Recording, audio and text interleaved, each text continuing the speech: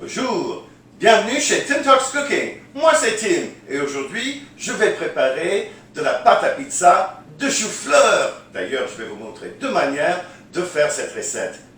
Passons-y. Évidemment, pour faire de la pâte à pizza de chou-fleur, il faut du chou-fleur râpé. Ici, j'ai 6 tasses, mais dans les deux saladiers, il y a 6 tasses de chou-fleur. Ici, je l'ai déjà fait cuire au four à micro-ondes pendant 10 minutes à peu près, tout à fait comme dans la vidéo où je prépare le riz de chou-fleur. Je vais mettre le lien sur l'écran et aussi dans la description ci-dessous. Bon, ben là, on va attendre jusqu'à ce que ça refroidisse et je vais parler de l'autre, enfin. Pour la deuxième méthode, ici, j'ai encore 6 tasses de chou-fleur tout à fait cru, hein. Là, on va faire cuire ça pour faire évaporer l'eau dans une poêle sur la cuisinière. Je vais vous montrer ça. À mon avis, c'est plus facile avec une poêle anti-adhésive. Là, je fais chauffer ma poêle sur un feu, bon, pas trop fort, pas trop doux. Et je vais y transférer le chou-fleur râpé, comme ça. Remuer plus ou moins constamment pendant, ça va prendre à peu près 10 minutes. Et là, comme ça. On ne veut pas que ça brûle, hein, et puis on veut faire évaporer un maximum d'eau. Après une dizaine de minutes, vous allez remarquer que les petits morceaux de chou-fleur commencent à se dorer un tout petit peu, et c'est tout à fait ce qu'on veut. Remuer jusqu'à un tout petit peu de plus, là, comme ça, et puis c'est plus ou moins fini. Transférez-le à un saladier pour que ça refroidisse. À remarquer la différence de volume entre les deux. On a commencé avec la même quantité de chou-fleur râpé. Ici, c'est le chou-fleur qu'on a fait cuire dans le four à micro-ondes. Ici, c'est celui qu'on a fait cuire dans la poêle. Vous voyez qu'on a réduit le volume par au moins un tiers. C'est tout à fait ça qu'on veut. Là, on va laisser refroidir et je vais vous montrer ce qu'il faut faire avec ça.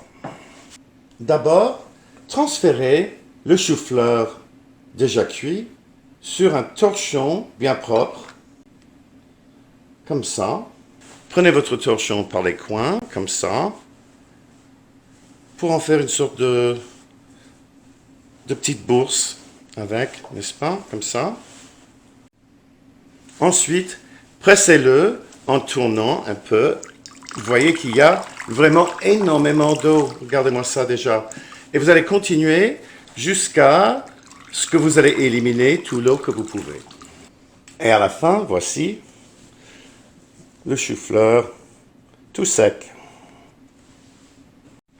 Et pour vous montrer, vous voyez bien qu'il n'y a vraiment pas de différence du tout en volume entre les deux types, hein. C'est quand même tout à fait pareil. J'ai ici à peu près 8 tasses de riz de chou-fleur que j'ai séché, soit en le pressant, soit en le faisant cuire dans un poêle.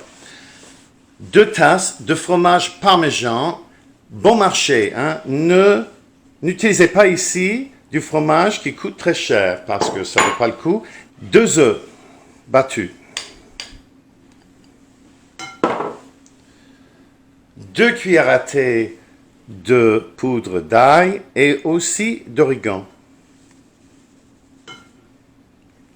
Alors voilà. Comme toujours, une bonne pincée de sel et du poivre frais. Et on va les mélanger. Préchauffez votre four à 400 degrés Fahrenheit ou 200 degrés centigrades. Là, j'ai commencé à former mes pizzas. C'est très facile. Il faut prendre une quantité de pâte et l'étendre avec un peu de patience, hein, et l'étendre comme ça sur du parchemin. On peut faire ça avec les mains aussi. Bon, ça va un peu plus vite si on les mouille un peu. Et voilà, c'est prêt à mettre au four pendant 15 minutes à peu près. Après 15 minutes, voilà. Et on va les laisser refroidir pendant 5 minutes à peu près. Comme vous voyez, avec cette recette, j'ai fait 8 petites croûtes de pizza. Le reste est très simple, mais avant de préparer votre pizza, retournez la croûte comme ça. Ajoutez de la sauce. Ajoutez un peu de mozzarella ou d'autres fromages que vous préférez. Et pourquoi pas des pepperonis. Et voilà, on va la remettre au four à 400 degrés, c'est-à-dire 200 degrés centigrades, pour 15 minutes à peu près. Et voilà, après 17 minutes au four, ma petite pizza. Moi, je vais la garnir avec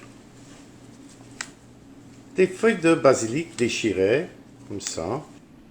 Non mais regardez toutes ces pizzas que j'ai pu préparer à l'avance comme ça. Et regardez-moi ça, enfin. C'est plus ou moins solide, mais flexible.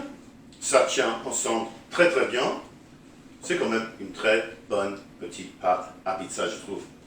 Et là, la prochaine fois que moi je serai tenté de commander livraison, je vais pouvoir y résister parce que j'aurai ça à préparer beaucoup plus vite que ne pourrait jamais arriver une livraison de pizza. Bon, mais voilà. Là, on va goûter quand même la pizza que j'ai préparée. Elle a beaucoup d'allure. Et j'ai bien faim en plus.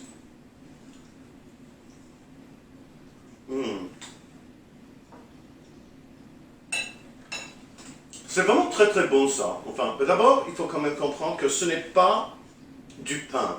Enfin, il ne faut pas s'attendre à ce que ça ait la même consistance que du pain parce que ça n'a pas ça. Ça résiste un peu plus, mais c'est vraiment très bon. Et alors avec ce qu'on a mis dessus, peu importe un peu ce qu'il y a en dessous, hein, n'est-ce pas? Écoutez, merci beaucoup de nous avoir rejoints ici chez Tim Talks Cooking aujourd'hui. Avant de partir, j'aimerais bien ça que vous commentiez cette vidéo, que vous la partagiez, surtout chez Facebook. Aussi que vous la likiez et également que vous vous abonniez à ma chaîne. Cela aide ma chaîne à se développer et cela vous aide à retrouver mes vidéos, surtout si vous cliquez sur la cloche de notification. À la prochaine!